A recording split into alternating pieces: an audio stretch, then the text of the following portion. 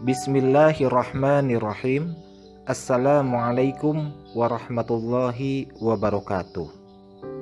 Ananda santri kelas 7 MTS Husnul Khotimah yang dirahmati Allah, Ustaz doakan semoga antum berada dalam kondisi sehat walafiat, tetap semangat belajar, dan semoga rahmat, hidayah, serta taufik Allah Subhanahu wa Ta'ala senantiasa menyertai aktivitas sehari-hari. Di kesempatan pembelajaran pertemuan kelima ini, kita masih tetap akan membahas bab 1, yaitu yang berjudul Proses Perumusan dan Penetapan Pancasila sebagai Dasar Negara. Setelah di pertemuan sebelumnya kita sudah membahas tentang arti dan makna Pancasila serta kedudukan dan fungsi Pancasila. Di kesempatan pertemuan kelima ini, kita akan membahas mengenai semangat dan komitmen para pendiri negara dalam proses perumusan Pancasila sebagai dasar negara. Untuk itu, mari kita pelajari materi ini dengan sebaik-baiknya. Pembahasan pertama kita adalah tentang semangat dan komitmen para pendiri negara dalam perumusan Pancasila sebagai dasar negara. Telah kita pelajari bersama, peristiwa perumusan dan penetapan Pancasila itu dilalui dalam sebuah proses yang tidak mudah. Di dalamnya terdapat berbagai macam hambatan, rintangan, bahkan ancaman yang berpotensi untuk menggagalkan proses perumusan dasar negara tersebut. Namun, berkat kegigihan dari para pendiri negara di dalam proses perumusan Pancasila ini, lahirlah dasar negara yang selama ini dibutuhkan, yang selama ini diharapkan oleh seluruh bangsa Indonesia untuk menjadi sebuah negara yang merdeka. Keberhasilan di dalam proses perumusan dan penetapan Pancasila ini tidak terlepas dari semangat dan komitmen para pendiri negara di dalam proses perumusan dasar negara tersebut, yang mana mereka rela mengesampingkan kepentingan-kepentingan pribadi atau golongannya demi kepentingan bangsa Indonesia yang lebih besar. Lalu, apa saja semangat dan komitmen para pendiri negara ini sehingga Pancasila berhasil dirumuskan dan ditetapkan sebagai dasar negara? Yang pertama adalah ketakwaan kepada Tuhan Yang Maha Esa. Yang kedua, jiwa dan semangat merdeka. Ketiga, cinta tanah air dan bangsa. Keempat, harga diri yang tinggi sebagai bangsa yang merdeka. Kelima, pantang menyerah. Keenam, semangat persatuan dan kesatuan. Ketujuh, semangat gotong royong dan kejuangan yang tinggi. Kedelapan, rela berkorban. Kesembilan, berani dan bertanggung jawab. Kesepuluh, bekerja keras tanpa pamrih. Itulah modal besar yang dimiliki oleh para pendiri negara ketika mereka merumuskan dasar negara Republik Indonesia. Setelah kita mengetahui tentang semangat dan komitmen para pendiri negara dalam proses perumusan dan penetapan Pancasila sebagai dasar negara, tugas kita selanjutnya adalah meneruskan komitmen dan semangat tersebut dalam kehidupan bermasyarakat, berbangsa, dan bernegara. Presiden Soekarno pernah berkata, "Bangsa yang besar adalah bangsa yang menghargai jasa pahlawannya." Menghargai jasa pahlawan itu banyak caranya. Dan cara yang paling penting di dalam menghargai jasa pahlawan adalah meneruskan semangat dan komitmen mereka untuk kemerdekaan negara Republik Indonesia ini. Kaitannya dengan komitmen dan semangat mereka dalam perumusan Pancasila yang perlu kita teladani diantaranya yaitu pertama, komitmen dan semangat bermusyawarah. Musyawarah dibutuhkan oleh bangsa Indonesia kapanpun dan dimanapun.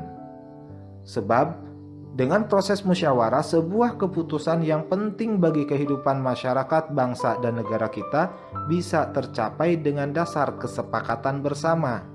Dan dengan adanya dasar kesepakatan bersama ini, maka setiap orang akan merasa bertanggung jawab terhadap segala keputusan yang diambil dari proses musyawarah tersebut. Komitmen yang kedua adalah dengan menghargai perbedaan. Perbedaan di tengah bangsa Indonesia itu merupakan sesuatu hal yang sudah kita ketahui. Dan perbedaan ini merupakan sebuah anugerah yang diberikan oleh Allah sebagai salah satu bentuk kekayaan yang dimiliki oleh negara ini. Baik itu perbedaan suku bangsa, agama, ras, maupun antar golongan atau kelompok-kelompok.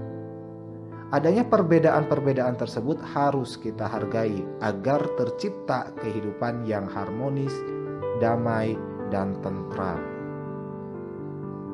Komitmen yang ketiga adalah toleransi dan tenggang rasa. Di tengah perbedaan yang dihadapi oleh bangsa Indonesia, sikap toleransi merupakan kunci bagi kita di dalam merajut keharmonisan di tengah-tengah keberbedaan tersebut. Yang keempat, bersatu dan kerja keras. Komitmen yang perlu kita pegang teguh dari para pendiri negara yaitu komitmen untuk tetap bersatu dan bekerja keras. Kita tidak mengedepankan perbedaan. Yang kita kedepankan adalah persatuan dan kesatuan bangsa. Komitmen yang kelima adalah hemat. Kita bisa ambil contoh dari kehidupan para pendiri negara tersebut. Mereka hidup di tengah-tengah penjajahan. Kehidupan mereka serba prihatin. Prihatin di sini, mereka serba mengeluarkan sesuatu itu dengan seperlunya. Oleh karena itu, bagi kita yang hidup di zaman sekarang, hemat merupakan salah satu contoh komitmen yang harus kita pegang teguh sebagai upaya meneladani sikap para pendiri negara tersebut. Komitmen yang kelima adalah semangat nasionalisme. Nasionalisme atau semangat kebangsaan. Semangat kebangsaan ini berarti kita sebagai bangsa Indonesia harus mencintai dengan sepenuh hati terhadap bangsa dan negara ini. Komitmen yang berikutnya, yang ketujuh, yaitu semangat rela berkorban. Semangat rela berkorban dapat kita tunjukkan dalam kehidupan sehari-hari melalui berbagai macam aktivitas.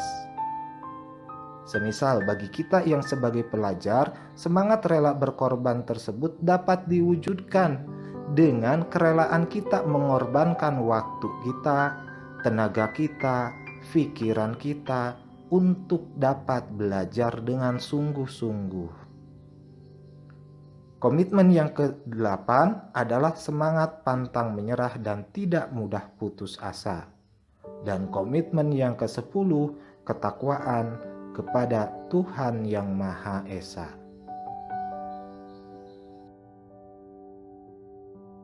Dari proses perumusan dan penetapan Pancasila ini, ada beberapa hal yang bisa kita jadikan sebagai bahan pelajaran untuk hidup kita semua. Di samping tadi, kita sudah mengetahui tentang semangat dan komitmen para pendiri negara dalam proses perumusan Pancasila. Ada beberapa hal yang harus kita hindari ketika kita melihat bagaimana proses perumusan dan penetapan Pancasila. Sikap yang harus kita hindari yang pertama adalah sikap tidak percaya diri dan gamang dalam menghadapi perubahan dan perbedaan. Bangsa Indonesia harus menjadi bangsa yang percaya diri. Karena dengan bermodalkan percaya diri ini, bangsa Indonesia diharapkan mampu untuk menyesuaikan diri di dalam setiap perubahan dan perbedaan yang ada. Tanpa rasa percaya diri, bangsa Indonesia tidak akan tahu dengan apa yang harus dilakukannya untuk negara dan bangsa ini. Sikap yang harus dihindari yang kedua adalah budaya instan atau cepat saji. Proses perumusan Pancasila yang tidak mudah ini memberikan sebuah pelajaran bagi kita, bahwa dalam hidup ini kita tidak boleh mengharapkan sesuatu itu secara instan, melainkan sesuatu itu harus kita dapatkan melalui sebuah perjuangan dan kerja keras. Sikap hidup yang harus kita hindari yang ketiga adalah sikap acuh tak acuh terhadap nilai-nilai luhur Pancasila dan kurang peduli terhadap nilai-nilai Pancasila.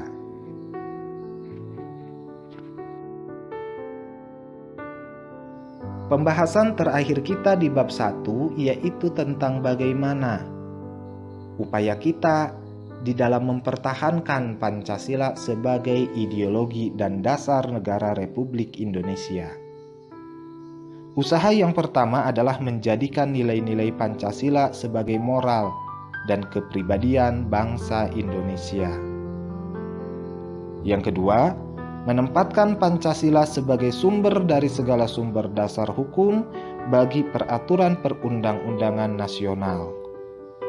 Yang ketiga, menumbuhkan kesadaran untuk mewujudkan nilai-nilai luhur Pancasila dalam kehidupan sehari-hari. Yang keempat, menjadikan nilai-nilai luhur Pancasila sebagai realitas dalam segala segi kehidupan dan mengamalkannya dalam kehidupan bermasyarakat, berbangsa, dan bernegara. Dan yang kelima, melestarikan dan mempertahankan nilai-nilai Pancasila agar senantiasa dapat menghadapi berbagai tantangan zaman, baik di tingkat nasional maupun pada tingkat dunia.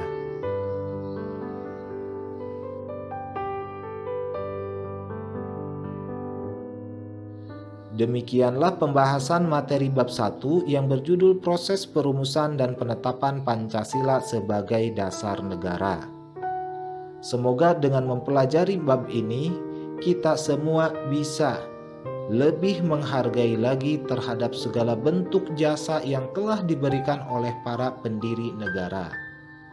Sekaligus kita dapat meneruskan semangat dan komitmen juang mereka bagi kemerdekaan negara Republik Indonesia ini, agar negara Republik Indonesia bisa mencapai tujuannya, yaitu negara yang merdeka, bersatu, berdaulat, adil, dan makmur. Sebelum menutup pembelajaran, ada sebuah catatan yang semoga bisa kita jadikan sebagai bahan renungan. Pancasila bukanlah mantra yang cukup sekedar dibaca. Pancasila bukanlah hiasan dinding yang semata dipajang di berbagai tempat. Pancasila juga bukan alat untuk melayani penguasa. Namun, Pancasila adalah jiwa bangsa Indonesia dan Pancasila ditujukan untuk memuliakan seluruh warga negara. Terima kasih. Billahi taufik wal hidayah. Wassalamualaikum warahmatullahi wabarakatuh.